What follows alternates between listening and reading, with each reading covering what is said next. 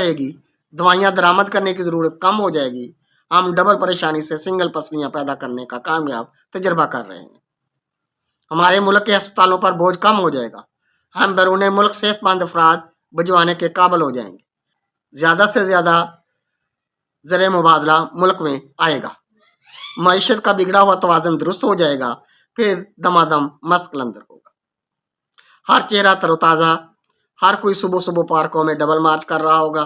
آپ کو پتہ ہے لوگوں کے پاس وقت نہیں ہوتا کہ سیر کر کے یا ورزش کے ذریعے اپنے آپ کو صحت مند رکھ سکیں۔